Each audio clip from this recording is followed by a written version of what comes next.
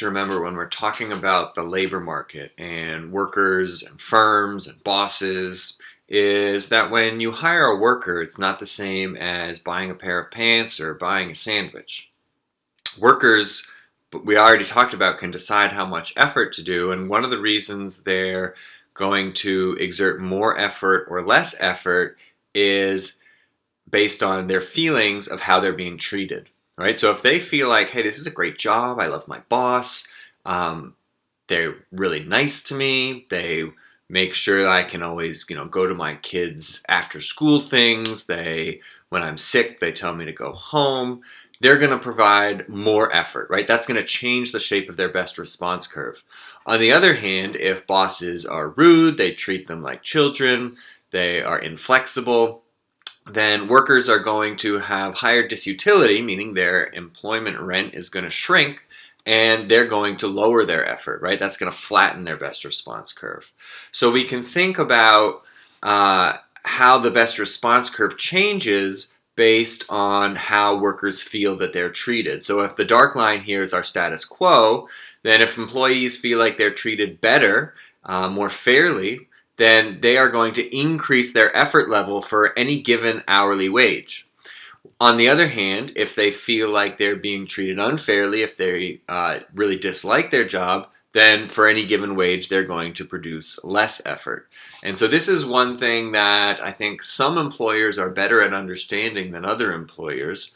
And those employers really make an effort to try to treat their employees fairly, with the expectation that those employees will then work harder for them and be less likely to quit, be less likely to shirk, and provide more effort. So what about when there's a union? Okay, so a union is an organization of employees that bargains with the employer, and they're usually much more successful than an individual employee because they have much more power. And so what we can think about is that a union's incentives are not exactly the same as an employer's incentives. They don't necessarily want to maximize profit.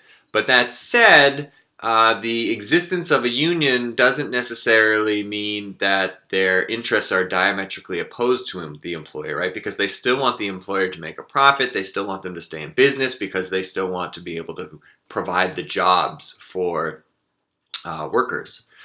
So if the union, say, sets the wage, right, then they might set a higher wage, in which case union workers will put forth more effort, right? So we move here from point A to point C, effort goes up from 0.6 to 0.85, but we know that the profit level will go down, right? And so the ISO profit line here at point C is to the right of the ISO profit line with no union, and so we know profits have gone down.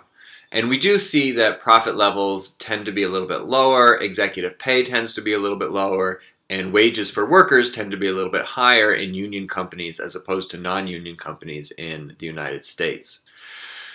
So then the question is, well, what should we have trade unions or not? One thing is to keep in mind is that this increases the bargaining power of workers, right? So they both get higher wages, but they induce higher effort, and that's important to keep in mind.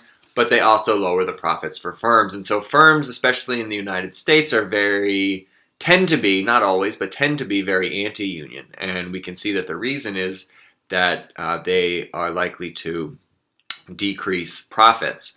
On the other hand, they tend to benefit workers, and we see that countries where union representation is higher, or workers covered by a collective bargaining agreement, which is the contract between unions and firms, is higher, they tend to have higher wages, especially for regular workers, and inequality seems to be lower. So countries like France and Germany tend to have higher wages and lower inequality than countries like the United States or the United Kingdom.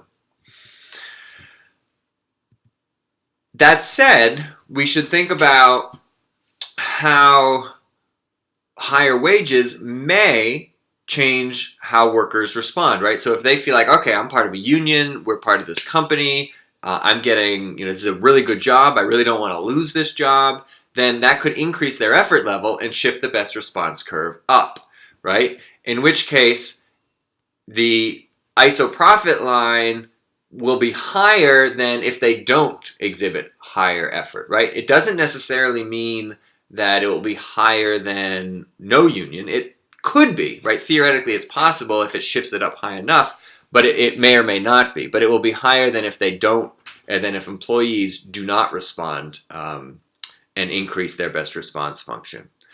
So it's all about how workers respond, right? If workers reciprocate by exerting more effort at each wage, then profits go up. And that's really what firms care about, is can they get workers to exhibit higher effort?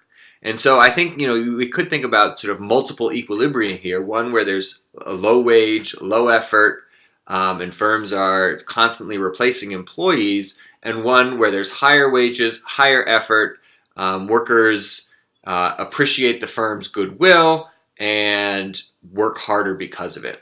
And so that's something that we're going to want to keep in mind when we think about bargaining power, when we think about unemployment, when we talk about macroeconomics.